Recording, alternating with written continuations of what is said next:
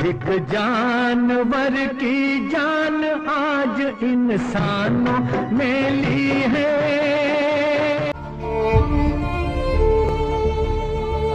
आज की ये खबर इंसान की क्रूरता को दिखाएगी और दिखाएगी कि कैसे कोई इंसान इतना बेरहम हो सकता है। ये तस्वीर है बेजुबान और गर्भवती हथिनी की, जो केरल के मलप्पुरम जिले की वेलियार नदी में खुद को पानी में डुबाकर खड़ी थी। और ये यहाँ कोई शौक से नहीं बल्कि बहुत गहरे दर्द से तड़प रही थी। और इसी के साथ तड़प रहा था गर्भ में पलने वाला वो बच्चा। जब 3 दिन तक ये गर्भवती हथिनी इस पानी में यूं ही तड़पती रही, तब 3 दिन बाद माँ और बच्चे दोनों की मृत्यु हो गई। आपको बता दें कि गर्भवती हथिनी की गर्भ में पल रहा वो बच्चा कुछ महीनों बाद ही जन्म लेने वाला था। इंसानियत को शर्मसार कर देने वाली ये घटना केरल के मलप्पुरम जिले की है, जहां एक जंगल में गर्भवती हथिनी रहती थी। जब उस गर्भवती हथिनी को भूख लगी तो वो भूख के मारे कह रही थी, भूख के मारे तड़प उसे पास के गांव में लेकर पहुंच गई, जहां हथिनी ने सोचा कि इंसानों की इस बस्ती में कोई ना कोई तो मुझे गर्भवती देखकर मुझ पर दया करेगा और मुझे कुछ खाने के लिए दे देगा। हुआ भी कुछ ऐसा ही। कुछ इंसानों ने उसे खाने के लिए अनानास दिया और हथिनी की गलती सिर्फ इतनी थी कि उसने उन इंसानों पर विश्वास कर लिया और सोचा कि इन्होंने मुझ पर दया करके मुझे अनानास दिया है और अब तो मेरी भूख जो है मिट ही जाएगी। लेकिन उसे कहाँ पता था उस अनानास में उसकी मौत लिखी है। दरअसल जैसे ही उस गर्भवती हथिनी ने उस अनानास को खाया तो उस गर्भवती हथिनी के मुंह में एक बड़ा विस्फोट हो गया। विस्फोट इसलिए हुआ क्योंकि उन शरारती तत्वों ने मिलकर उस अनानास में विस्फोटक बम रखे हुए थे, वो बम जो दिवाली पर छोड़े जाते हैं। जैसे ही हथिनी ने उस अनानास को खाया, उसके मुंह में विस्फोट हो गया और उसका पूरा जबाड़ा, उसका पूरा मुंह जो है जल गया।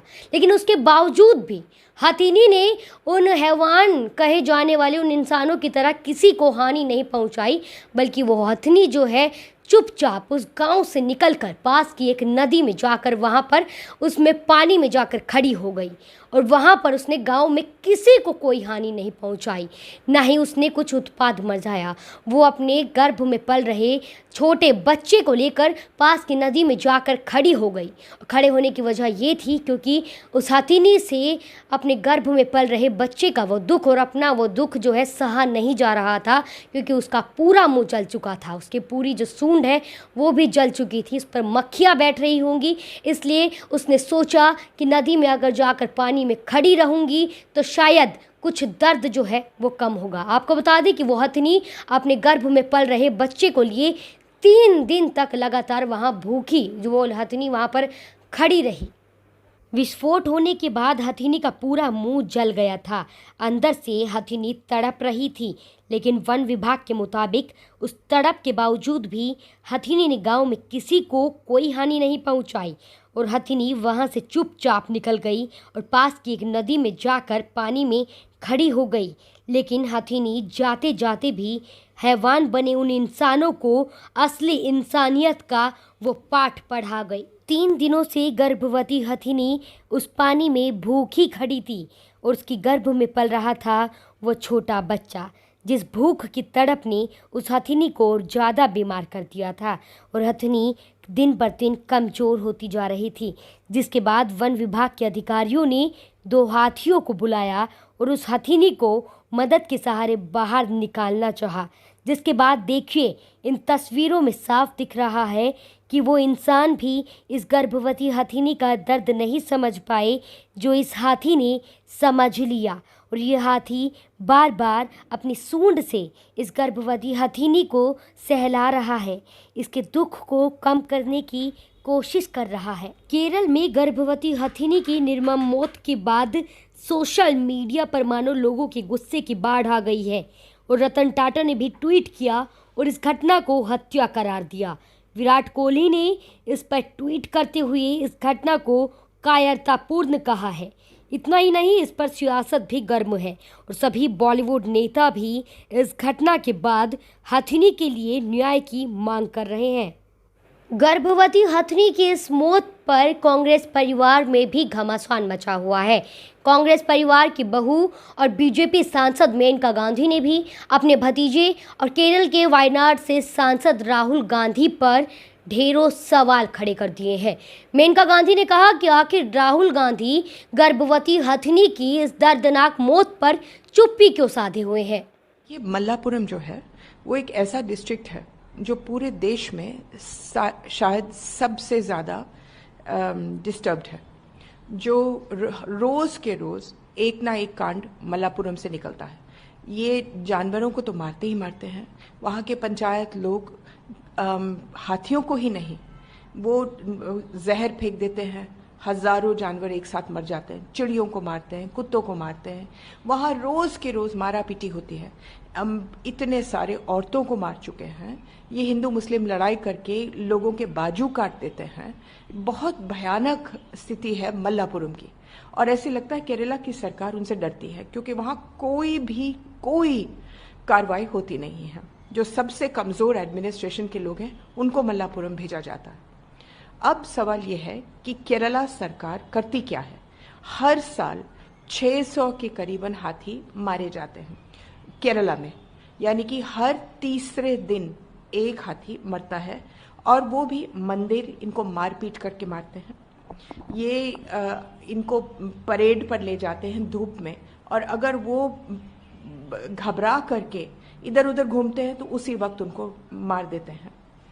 उनको रखते हैं और इंश्योरेंस लेते हैं, और फिर उनके ऊपर जंग भरे कील लगा देते हैं ताकि उनको गैंग्रीन हो जाए और फिर वो मर जाए और उनके नाम पर इंश्योरेंस ले लें। इनके ऊपर बेड़ियां डाल करके पानी में डुबो देते हैं। अच्छा, केरला एक चीज़ मशहूर है केरला में कि आप कुछ भी मारो, केरला की सरकार तिनका भर के काम नहीं करने वाली है, तिनका भर के। अब क्या बोले तिनका केरला की सरकार को। जो यूजलेस फॉरेस्ट सेक्रेटरी है आशा टॉमस, जो यूजलेस सुरेंद्रन है चीफ वाइल्ड लाइफ वार्डन, जो यूजलेस मंत्री है राजू, इनसे क्या बोल करके हम लोग पागल हो गए। ये पहला तो नहीं हुआ है, 3 दिन पहले 5 दिन पहले एक और हाथी मरते जा रहे हैं। आपको बता दें कि देश में जो हाथियों की संख्या है वो 20,000 है, जिनमें से नर हाथियों की संख्या 800 है।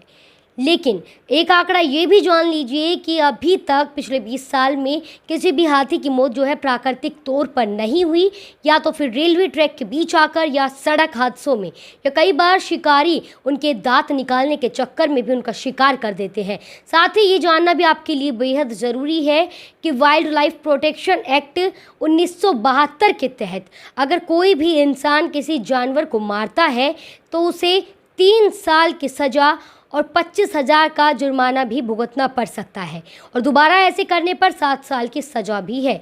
लेकिन ये बेहद अफसोस की बात है कि हमारे भारत में जानवरों की मदद के लिए जो कानून बनाया गया है, असल में ज़मीनी तौर पर जानवरों की मदद जो है कानून भी नहीं कर पाता है। हमारी सरकार भी जानवरों की मदद करने में असफल होती है हर बार। कितने ऐसे लोग हैं जो जानवरों की हत्या कर देते हैं, लेकिन उन पर जो है कार्रवाई चलती रहती है, उन पर मुकदमा दर्ज हो जाता है, लेकिन उनके खिलाफ जो है कोई सख्त कदम नहीं उठाए जाते। अब केरल पुलिस ने भी अज्ञात लोगों के खिलाफ मामला दर्ज कर लिया है, FIR उनके खिलाफ दर्ज हो चुकी है। लेकिन अभी एक सवाल ये है कि इंसान की मौत के बाद उसे फांसी की सज़ा, तो जानवर और बेजुबान गर्भवती हथनी की मौत के बाद उसे क्या सज़ा मिलनी चाहिए? क्या सरकार इसके लिए भी सख्त कदम उठाती है, या फिर इसी तरीके से आरोप प्रत्यारोप का यह सियासी खेल चलता रहेगा?